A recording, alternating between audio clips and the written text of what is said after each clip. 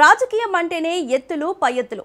పార్టీలన్నీ తమ లబ్ధి కోసం ఇతర పార్టీలపై వ్యూహాలు రచిస్తూ ఉంటాయి. ఇందులో కొన్ని పార్టీలను కూడా పావులుగా వాడుకుంటూ ఉంటాయి. ఇందులో బీజేపీ ముందుంటుందనేది విశ్లేషకులు చెప్పే మాట. కేంద్రంలో అధికారంలో ఉంది కాబట్టి చిన్నా చితకా పార్టీలు కూడా బీజేపీతో సఖ్యత కోరుకుంటాయి, లబ్ధి పొందేందుకు ప్రయత్నిస్తూ ఉంటాయి. అందుకే బీజేపీ చెప్పినట్లు నడుచుకుంటూ ఉంటాయి. అయితే ఆ రాష్ట్రంలో మాత్రం కొత్తగా పుట్టిన ఆ పార్టీ కమలంతో కలిసి నడిచేందుకు ససేమిరా అంటుందని టాక్ నడుస్తుంది. అందుకే ఆ పార్టీ అధినేత ఇబ్బందులు ఎదుర్కొంటున్నారనే ప్రచారం జరుగుతుంది. ఇంతకీ ఆ పార్టీ ఏది, ఆ అధినేత ఎవరు? ఈ ఏడాదిలో జరగనున్న అసెంబ్లీ ఎన్నికల వేళ ఎవరి స్ట్రాటజీ ఎలా ఉండబోతుందన్న చర్చ జోరుగా సాగుతోంది.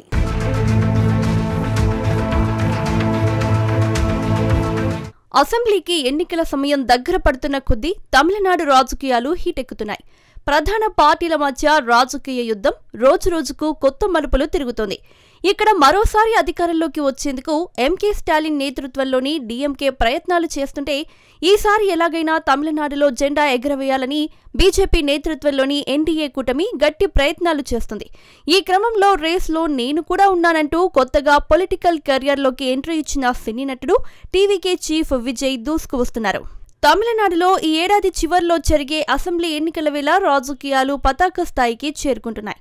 టీవీకే పార్టీ అధినేత హీరో విజయ్తో పొత్తు కోసం తీవ్ర ప్రయత్నాలు చేస్తున్న బీజేపీ ఆయనపై ఒత్తిడి పెంచుతోంది. ఇదే క్రమంలో కరూర్ తొక్కిసలాట కేసులో కోర్టు ఆదేశాలతో రంగంలోకి దిగిన సీబీఐ తాజాగా ఢిల్లీ కార్యాలయానికి పిలిపించి 7 గంటల పాటు ప్రశ్నించింది. దీంతో ఆగకుండా ఈ నెల 19న మరోసారి రావాలని సమన్లు పంపింది.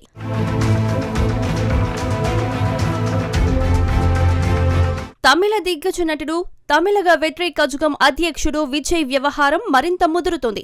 గతేడాది సెప్టెంబర్ 27న కరూర్లో నిర్వహించిన పార్టీ సమావేశంలో తొక్కిసలాట జరిగిన విషయం తెలిసిందే. నాటి ఘటనలో 41 మంది మృతి చెందారు. ఈ కేసును తాజాగా సీబీఐ విచారణకు చేపట్టింది. ఈ క్రమంలో సోమవారం సీబీఐ ఆదేశాల మేరకు ఢిల్లీలోని ఆ సంస్థ కేంద్ర కార్యాలయానికి విచారణ నిమిత్తం విజయ్ హాజరయ్యారు. తొక్కిసలాటకు తనకు ఎలాంటి సంబంధం లేదని పేర్కొన్నారు. తనను ఎన్ని కోణాల్లో విచారించినా ఇదే చెబుతానన్నారు. అయితే అక్కడితో సీబీఐ ఆయనను వదిలేయలేదు.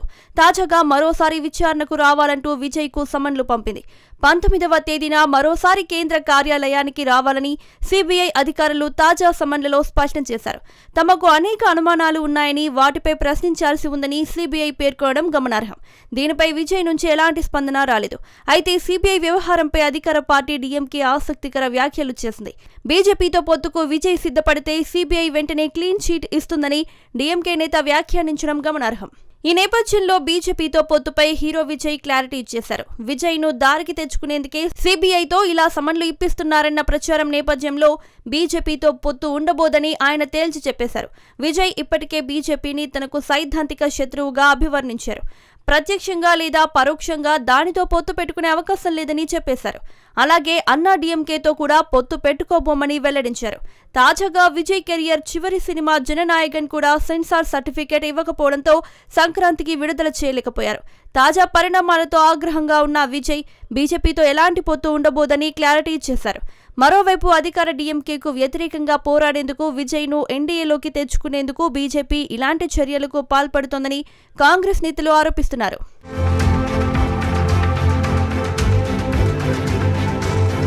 తాజా పరిణామాలను గమనిస్తే ఈ ఏడాది ఏప్రిల్, మేల మధ్య తమిళనాడు అసెంబ్లీ ఎన్నికలు జరగనున్నాయి. ఈ క్రమంలో టీవీకే పార్టీ కీలక పాత్ర పోషించనుందని పరిశీలకులు, ముందస్తు సర్వేలు కూడా చెబుతున్నాయి. ఈ నేపథ్యంలో టీవీకేతో పొత్తు పెట్టుకునేందుకు బీజేపీ అగ్రనేతలు చేతులు చాస్తున్నారు. కానీ టీవీకే మాత్రం ఇప్పటి వరకు తాము ఎవరితోనూ పొత్తుకు వెళ్లేది లేదని, ఒంటరిగానే పోటీ చేస్తామని చెప్పారు. కానీ బీజేపీ సహా కాంగ్రెస్, కమ్యూనిస్టు నేతలు కూడా టీవీకే విజయ్తో సంప్రదింపులు జరిపేందుకు ప్రయత్నిస్తున్నమాట వాస్తవం. కానీ ఆయన అందుబాటులోకి రావడం లేదు.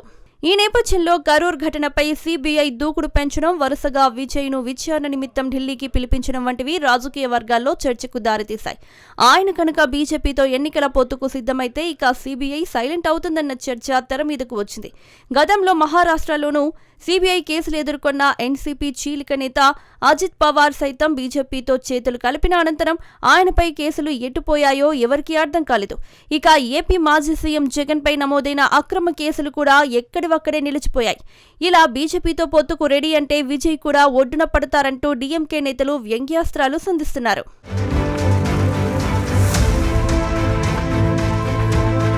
ఈ నేపథ్యంలో కాంగ్రెస్ అగ్రనేత రాహుల్ గాంధీ తీసుకున్న నిర్ణయం ఇప్పుడు తమిళనాడు రాజకీయాలతో పాటు ఇండియా కూటమిలో పెను సంచలనంగా మారింది.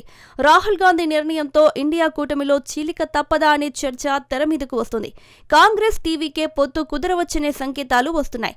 తాజాగా తమిళనాడు పర్యటనకు వచ్చిన రాహుల్ గాంధీ విజయ్ సినిమా విషయంలో కేంద్ర సమాచార ప్రసార మంత్రిత్వ శాఖను ప్రధాని మోదీని టార్గెట్ చేయడం టీవీకే కాంగ్రెస్ పొత్తుకు మార్గం సుగమం చేశాయి.